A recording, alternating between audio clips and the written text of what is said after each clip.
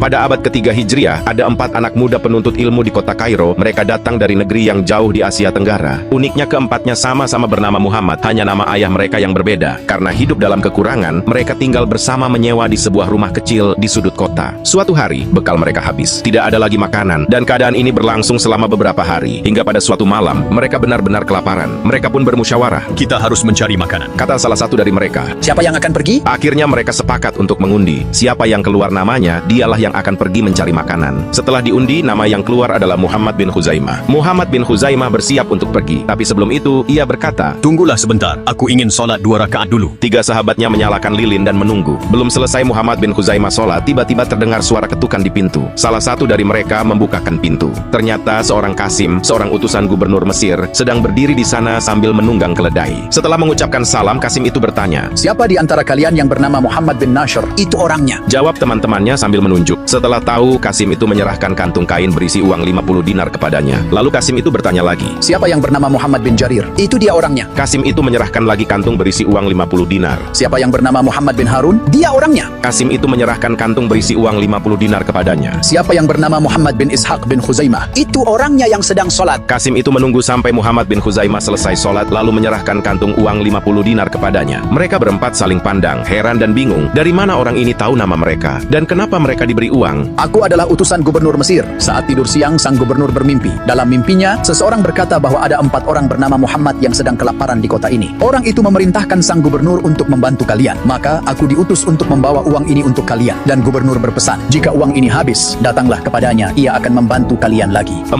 sahabat itu terharu. Mereka tidak menyangka Allah menolong mereka dengan cara yang begitu ajaib. Kelak, keempat orang Muhammad ini menjadi ulama besar dalam sejarah Islam. Muhammad bin Jarir al-Tabari, ulama besar dan penulis kitab tafsir terkenal. Muhammad bin Ishaq bin Khuzaimah, ahli hadits dan penulis kitab Syahih Ibnu Khuzaimah. Muhammad bin Nashr al-Marwazi, ulama hadits dan fikih. Muhammad bin Harun al-Ruyani, ulama hadits dan penulis Musnad al-Ruyani.